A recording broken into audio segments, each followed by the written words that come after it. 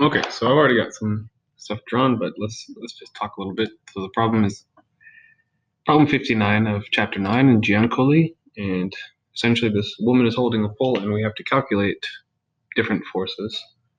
So let's just get right into the solution. The pole exerts a downward force and a clockwise torque about the woman's right hand. And so if this is her right hand here, then the torque is going to be that way, the same as this arrow here, right? So she's holding it from the right side, and so it's going to fall to the left, basically.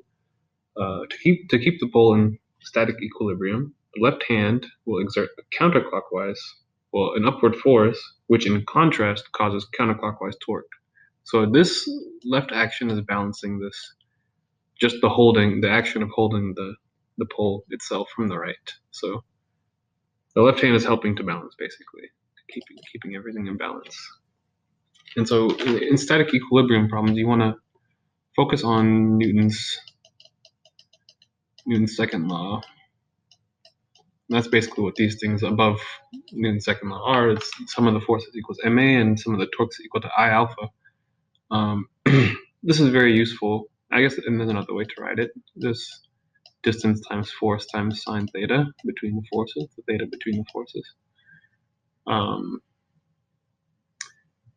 Yeah, the static equilibrium allows us to find one force if we know another one. Basically, if there's one unknown force out of two, then with these equations we can usually find what we need to. So let's get right into that and see. So a couple things to note, that you have the right and left hand's distance from each other is 0.32. The distance from the center to the right hand is 1 meter. We'll be using those later. So let's just try sum of the torques.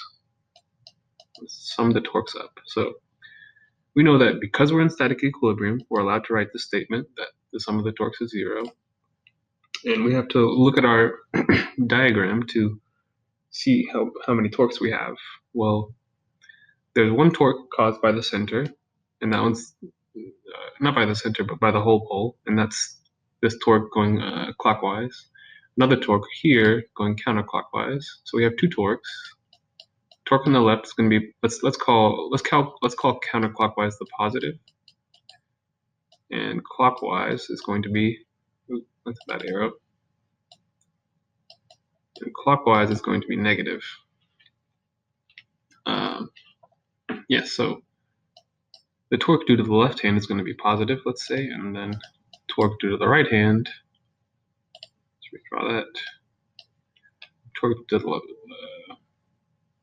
the torque from the left hand minus the torque from the center, right? Let's just call it the center. It really could just be the pole. You can call it TP if we like, but let's just leave it. Torque of the center, torque of the pole.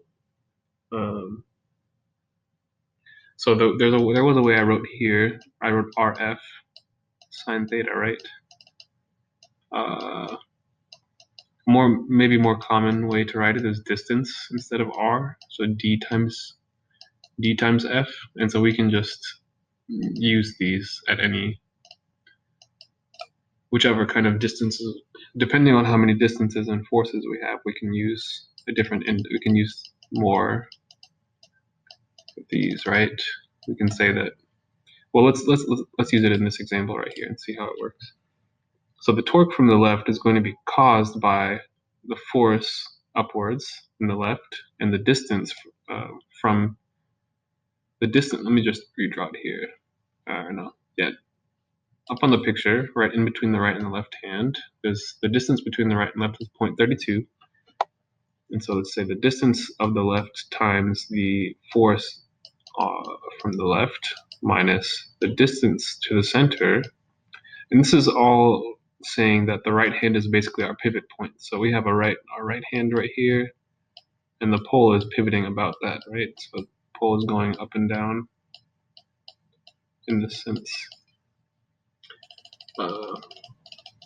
So with the right as our pivot, we can use the distance from the right to all of our places. So going back to the torque of the center is made from the distance to the center multiplied by the force the center causes.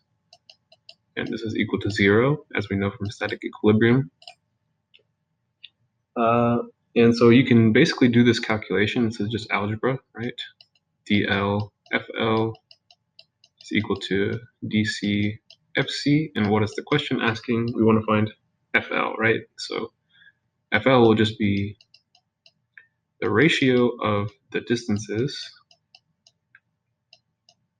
multiplied by the center force and center force. And so you should get a number around 310, right? I'm not going to do this calculation for you because you have all the numbers, so you can really it's just plugging into a calculator, right? Center over L is just 1 over 0.32 multiplied by FC, which is, what did we say? The force from the center is, oh, it's based off of it's gravity, right? So gravity is going to say that's mass times gravity. This is 9.8, G is 9.81. The mass of the pole should be 10 kilograms. So essentially just 98 times 1 over 32, and you should get this 1 over 0.32, sorry, not 32, 1 over 0.32 meters. And so you should get this force. And for the next one, let's just get the other part here, the force from the right. So you do this similar thing, but now instead of some of the torques, we can just do some of the forces. So let's have some of the forces equal 0. And now, if we look back to our first page, we only have forces in the y direction, so we really don't have to worry about what is happening in the x direction. So let's just call it Fy. Let's call it Fy here. Right, so if we look to our thing here, we have one force, the right-hand force going downward, and the left-hand force going upwards, but also the downward force, right? So we have 3 forces in the y direction. 2 of them are negative and 1's positive, and so our equation should reflect that. So we're going to say that since this is the left here, in the middle of the right and the center, we're going to say FL is positive, it's upwards, minus the center force, downwards, minus the right force, also downwards, all equals 0. And so the only other force we need is the right? So FL minus FC is equal to FR. Just add the right force onto the right side, and we should be able to find this out based off of, well, I should really not be writing FC, right? It should always be FGC, but you can just, I mean, I'm just used to understanding this as the gravity force. So if you're used to it by then, you can leave the G out. If not, it's good to keep the G in there. But this is the force due to gravity of the center, and so since we already calculated this, that was about 310, right? About 310 minus, let's just call it Fg was mg, right? So we can do that calculation real quick. 10 times 9.8 is about 98. Let's just call it 100, just add 2 to it. So it's about, so the force on the right should be about 210. Oh, it's getting a little messy there, but you see what I mean, right? It should be the force to the left. Force from the left is 310 newtons minus about 100 from this rough calculation of the gravity force. You should get about 210 for the right force. And this is just part A, so let's go ahead and get into part B and C real quick.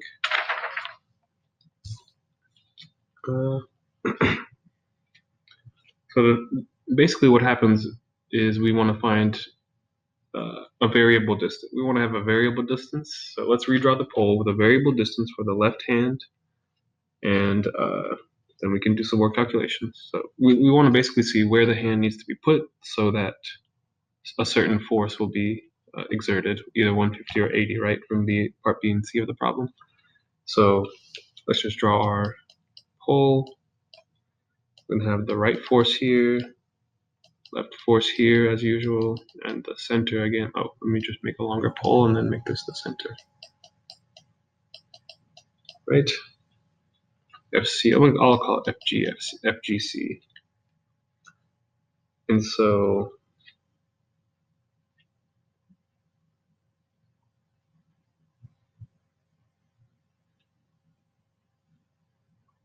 yeah, okay. So plugging in 150 for the left force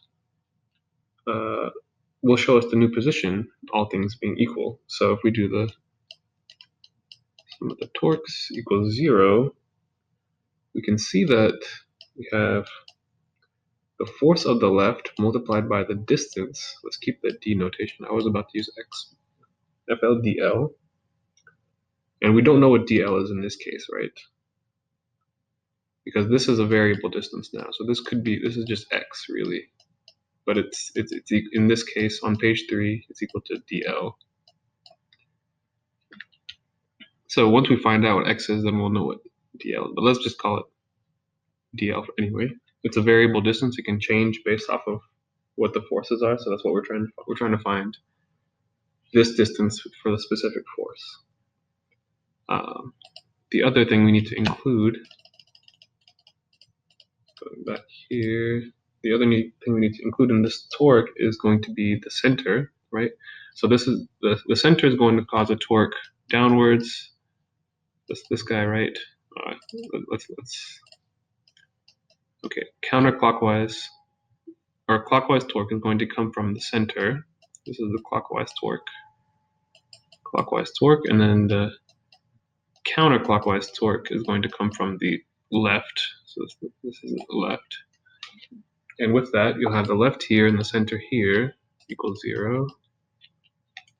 So we have m minus mg basically. And so this becomes very simple. dl is just mg over fl, which is just 100 over, well, about 100, 98.1 newton meters over 150 newtons. So you should get about 0.654 meters for that one.